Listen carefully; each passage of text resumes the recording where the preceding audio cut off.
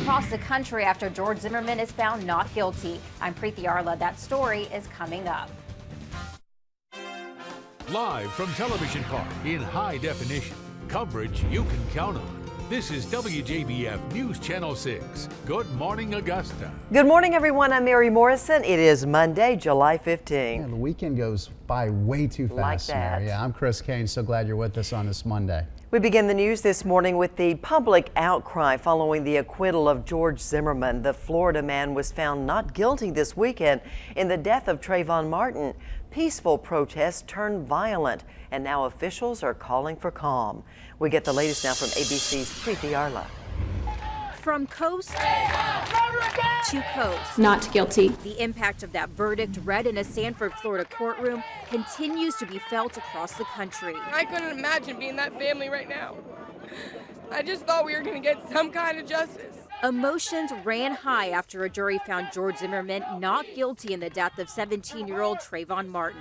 Authorities in Oakland, California say demonstrators vandalized businesses. So people are just still very angry. But in most other places, peaceful protests, both small and large, against what's being called a miscarriage of justice. Hundreds taking to the streets, carrying signs calling for justice for Trayvon. This was a 17-year-old kid who was murdered by a vigilante who followed him, profiled him, and shot him dead, and it can't go on. The jury's decision sparked debate about the legal justice system. A most unrepresentative jury in the first place.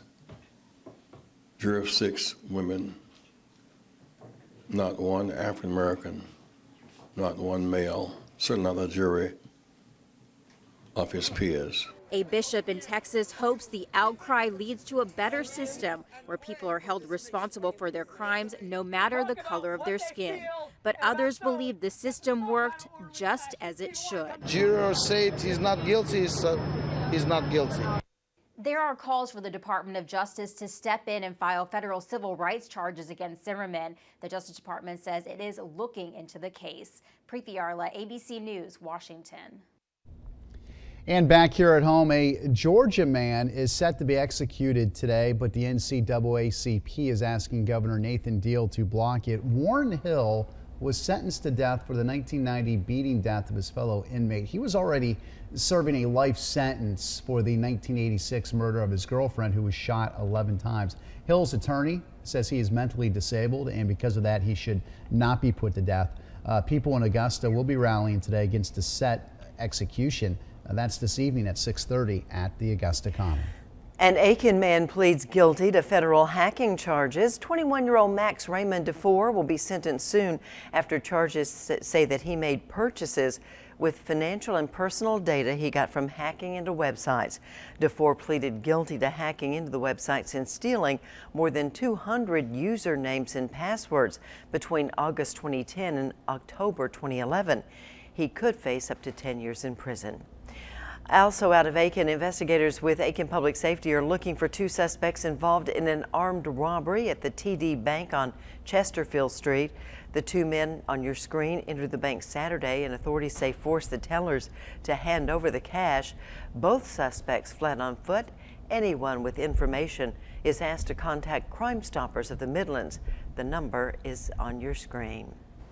Time to check in with Ed for a look at the weather. Ed, I'm waterlogged, and I know a lot of other people are too. And I know a lot of folks probably going to be surprised, but take a look at what's going on right now. Radar network, it's amazing. We're not seeing anything on that network. It's incredible that we're not seeing any kind of rain really across all of Georgia and South Carolina. Well, there are a couple sprinkles right along I-16 this morning, but really nothing that's going to disrupt any kind of travel this morning. And that's a sign of things to come. Drier air is now settling in. Here, look at the current numbers across the 2 states. You've got low to mid 70s. It's still mild, and it's certainly still quite muggy out there. We do have just some scattered cloud cover that is now working across the region. Couple showers there near Savannah, but really, again, nothing substantial this morning. So we're going to call it mostly cloudy as you head out the door. Just make sure you buckle up and drive carefully this morning at 72. A mix of sun and clouds at 82 by midday. Will be a bit breezy. Then we'll look at maybe a couple thunderstorms as we roll into the afternoon. But overall, the thing that everyone really wants to hear, guys, rain chances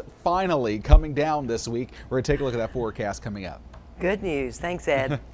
So many areas seeing damage to the rain, and this includes Screven County. The county's emergency management director says the dam on Herbert Jacobs Pond, that's near Highway 17 and Rocky Ford Road, burst Saturday night. Several roads around there have been washed away and are now blocked off. The owner of the pond says the dam was built in the late 70s and he's never had this problem before. I feel like I'm responsible for it.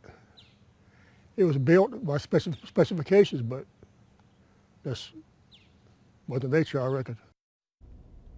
Now, thankfully, no one had to be evacuated. Authorities say part of the railroad nearby was also damaged, but is in the process of being repaired. Well, Chris, Ed, we've seen rain pretty much every day. Many areas in the CSRA, those low-lying ones near bodies of water, are seeing most of the damage caused by all this wet weather. But the rain isn't just causing visible damage. In fact, it caused one North Augusta woman to experience a potentially deadly situation.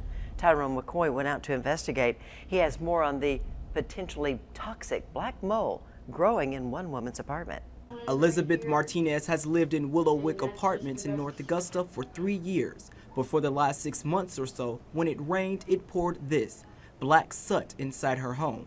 It angers me, and now that the fact that there's mold growing everywhere and it could be affecting my daughter's health, it angers me even more. She says her daughter has developed a chronic cough, a symptom the CDC has linked to indoor mold exposure, like the toxigenic mold that's creeping through the ceiling in her bathroom, bedroom, closet, and even her 5-year-old daughter's room. And when I look up at that, especially when I'm taking a shower, I feel like I'm living in filth.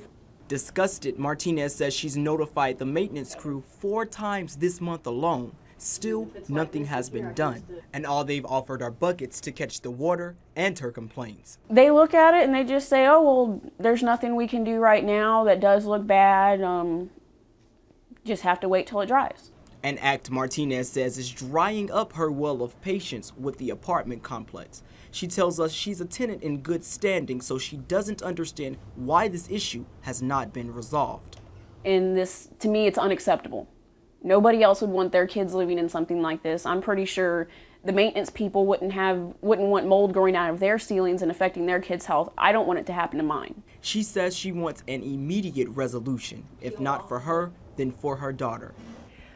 Now, we tried contacting the owner of the complex, but their office was closed and the voicemail was full. We'll continue to follow this developing story and try to get some answers for you.